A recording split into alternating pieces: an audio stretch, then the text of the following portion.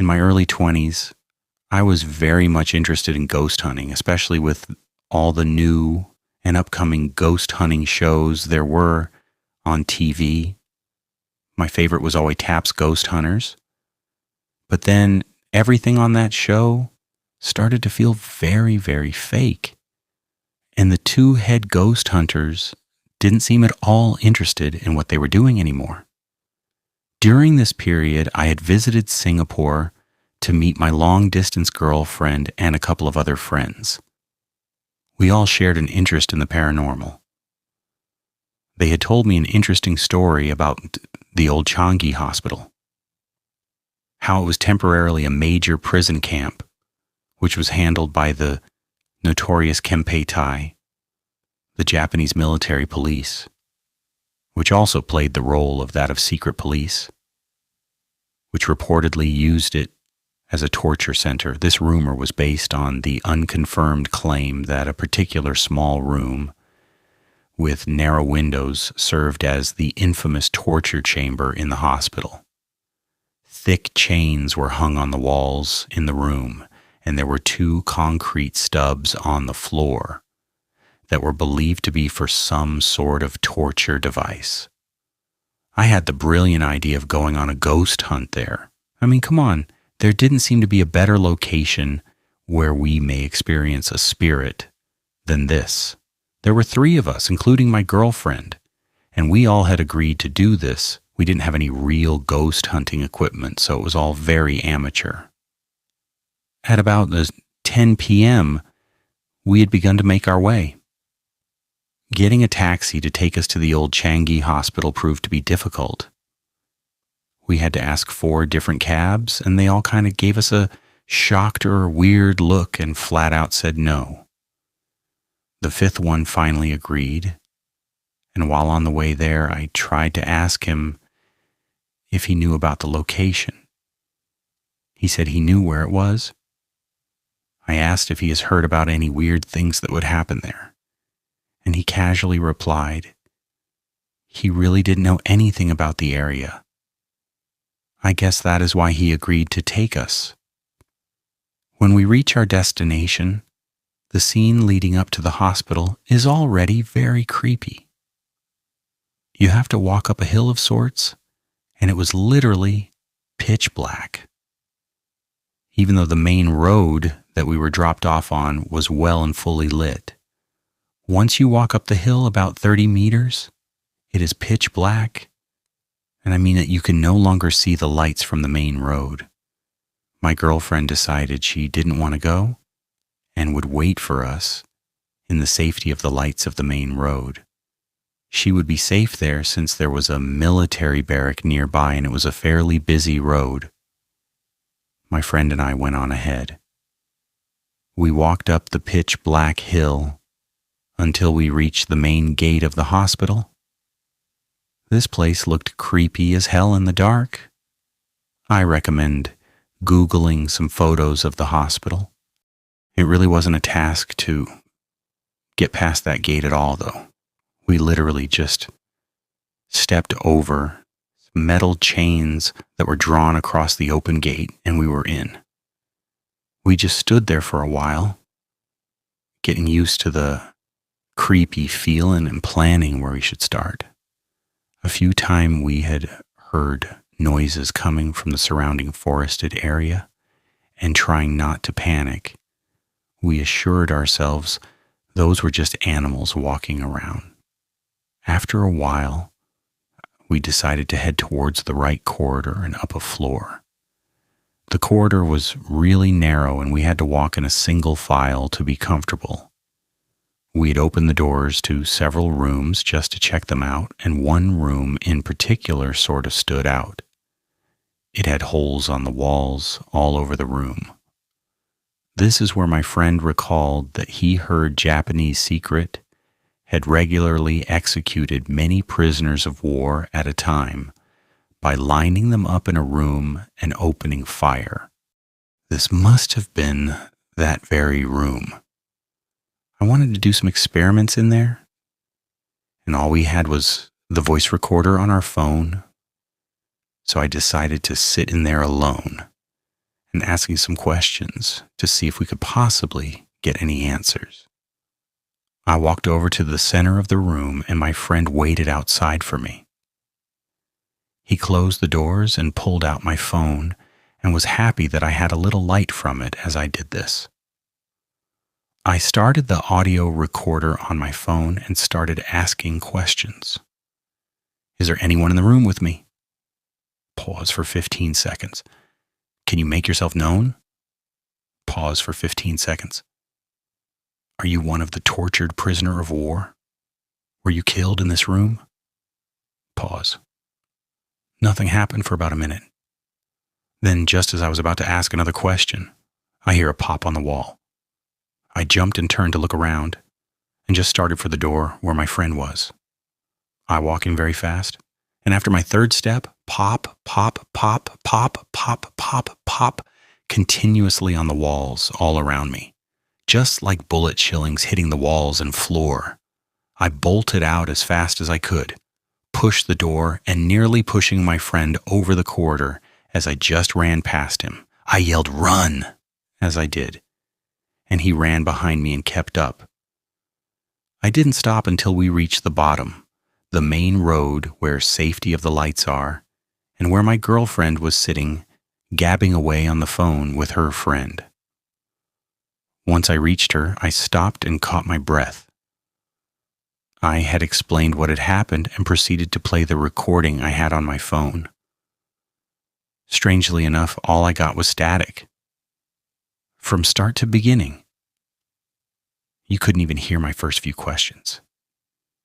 You couldn't even hear me scream, "Run," which it should have caught, because I didn't think to stop the recording until I reached the bottom of that pitch dark hill. What you could hear was towards the end where suddenly the static disappears and you hear my friend and I obviously running down the hill, almost as if it only started recording the moment we got out of the hospital's main gate. It was quite the experience for me, and since then I have become a full believer. Anyone else been to the old Changi Hospital in Singapore? I would love to hear more experiences relating to the hospital if anyone has any. This happened in 2023, and I still have the occasional nightmare about it. I worked in sterile services, cleaning used surgical instruments for doctors, and getting them back to the operating theaters. One night, near the end of my shift, around 5 to 6 p.m., I was taking a trolley full of instruments to a ward on the other side of the hospital. As I got about a quarter of the way there, I started to hear a noise. It wasn't completely noticeable. I think at first I thought it was the wind coming through cracks in the doors. It was easy to tune out, and I probably would have forgotten about it if I'd stayed at that distance. But then I started getting closer, and it was getting harder to ignore.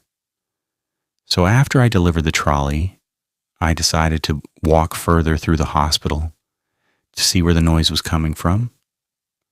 My shift was basically over, so it didn't matter if it took me a little longer to get back. I saw a couple nurses rushing in and out of a room at the end of the corridor where the sound was coming from. At this point, from the distance I was standing, it sounded like a broken, high-pitched drill. One nurse was even covering her ears like she couldn't bear listening to it any longer. Then, as I was about 20 or 30 feet away, one of the nurses swung open the door directly ahead of me, and my stomach felt like it dropped to my feet. There was a malnourished man in a bed with his mouth uncomfortably wide open, screaming. He was surrounded by doctors, and his face looked almost dark blue. We locked eyes for what felt like an entire minute. As soon as I discovered the source of the noise, it's like the context of the situation changed the way I perceived the sound altogether. The pitch of his scream never changed. The volume never got quieter. He never gasped for air. He just kept screaming. I've dreamt about this so many times at this point that I'm not even sure if his face was as scary as I remember it, but I swear I could see the veins popping out of his forehead. I don't know if it was a surgery that went wrong, if his anesthesia wore off too early, or if the guy was just batshit crazy, but it makes no sense how he was able to scream out in pain for that long. It takes me 5 minutes to deliver trolleys to that ward, and I heard that noise the entire time. I'm sure there's ways to rationalize it, like maybe the sound wasn't coming from the man, and it just seemed that way because he had his mouth open in such a position that it looked like it was. Or maybe it was a weird audio phenomenon where the long, empty hospital corridors bounced the sound of his screams back and forth, so it only appeared as though he never stopped to catch his breath. I just prefer to not think about it. This isn't really scary per se, but it's the only paranormal experience I've had to date. I love telling this story. The room my little brother was born in was haunted. I was 11 years old. My brother had decided he wanted to make his arrival at the ass crack of dawn. I was pissy and tired and laying on a blue little cushion thing you'd see in gym class at school as a makeshift cot for the majority of the time I was allowed in the room. The care team came in with a cart, told me, "We're getting ready to break your mother's water." Everyone starts washing up and getting things ready. I'm getting ready to leave the room when I'm told so. By this point, I'm sitting up, and my brother's dad is sitting behind me. I need to describe the handles of the faucet so I can paint y'all a visual picture. You know how some hospitals have those faucets with the big wing-looking handles? That's what this faucet had. I shit you fucking not. The damn cold water handle starts to slowly turn. Water comes on. My brother's dad and I are just watching with our jaws on the ground at this point. We're here to see what happens next. With time, some details have become fuzzy. I could not tell you whether the soap dispenser was auto or a push-in, but I want to say it has the push lever. The damn soap dispenser dispenses soap. It falls to the floor. The water is still running at this point, runs for a little longer, and then the faucet handle turns it off, all by itself. There is not figure to be seen. Shit's just moving by itself. Then the paper towel dispenser dispenses a paper towel. This one was automatic. The damn red light turned on by itself, dispensed the paper towel, and a whole load of nothing rips it off, and it gently floats to the floor. My brother's dad then says, "What the fuck, did everyone just see what I saw?" And I immediately jump in with a yep, and the doctors and nurses just laugh and say, "Oh, looks like our resident ghost is getting ready to help deliver your brother." Then they send me away and deliver my brother. I have never seen anything like it again. To this day, I'm just grateful I had other witnesses. When we were like, "WTF, why are you so casual about this?" they just retorted with, "Dude, it's hospital." To which we said, "Fair." LOL.